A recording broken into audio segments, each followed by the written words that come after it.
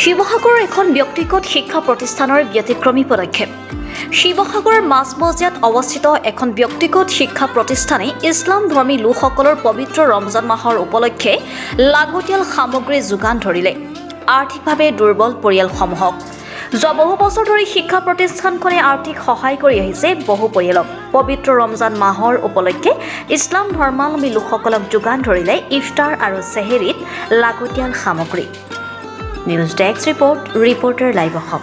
আমি আজি শিৱসাগৰৰ প্ৰগ্ৰেছিভ একাডেমীৰ সমূহ শিক্ষক শিক্ষয়িত্ৰী আৰু দুই এজন আমাৰ শুভাকাংক্ষীৰ সহায়ত আমি আমাৰ এই ৰমজান মাহৰ উপলক্ষে 6গৰাকী দৰিদ্ৰ পৰিয়ালৰ মহিলাক ইফতাৰৰ কিছু সামগ্ৰী, চাউল, আটা আদি কৰি প্ৰায় 13টামান সামগ্ৰী আমি তেওঁলোকক আজি আমাৰ বিদ্যালয়ৰ ফালৰ পৰা প্ৰদান কৰোঁ।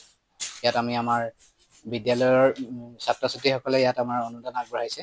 ইয়াত আমি কোনো জাকাতৰ পইচা নহয়, যে আমাৰ নিজৰ পকেটৰ ধৰণে এই সামগ্ৰীখিনি আগবঢ়াই তেওঁলোকক ৰমজান মাহটো যাতে তেওঁলোকে অলপ ভালদৰে পালন কৰিব পাৰে, ৰমজানৰ ৰোজা ৰাখিব পাৰে আৰু আমাৰ তথা বিদ্যালয়লৈ আৰু আমাৰ এই বিদ্যালয়ত থকা অঞ্চলটোলৈ যাতে দোৱা কৰিব পাৰে, আশীৰ্বাদ কৰিব পাৰে, তাৰে আশা ৰাখি আমি সামগ্ৰীখিনি বিতৰণ কৰিলোঁ, যাতে তেওঁলোকে ৰমজানৰ ৰোজাটো ভালদৰে ৰাখিব পাৰে। ধন্যবাদ।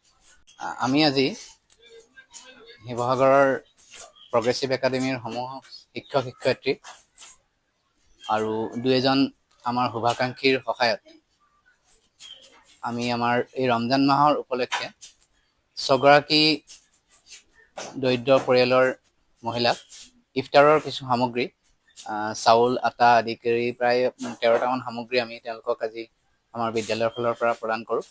ইয়াত আমি আমাৰ বিদ্যালয়ৰ ছাত্ৰ ছাত্ৰীসকলে ইয়াত আমাৰ অনুদান আগবঢ়াইছে। ইয়াত আমি কোনো জাকাতৰ পইচা নহয়, যে আমাৰ নিজৰ পকেটৰ ধৰণে এই সামগ্ৰীখিনি আগবঢ়াই তেওঁলোকক ৰমজান মাহটো যাতে তেওঁলোকে অলপ ভালদৰে পালন কৰিব পাৰে, ৰমজানৰ ৰোজা ৰাখিব পাৰে আৰু আমাৰ তথা বিদ্যালয়লৈ আৰু আমাৰ এই বিদ্যালয়ত থকা অঞ্চলটোলৈ যাতে দোৱা কৰিব পাৰে, আশীৰ্বাদ কৰিব পাৰে, তাৰে আশা ৰাখি আমি সামগ্ৰীখিনি বিতৰণ কৰিলোঁ, যাতে তেওঁলোকে ৰমজানৰ ৰোজাটো ভালদৰে ৰাখিব পাৰে। ধন্যবাদ।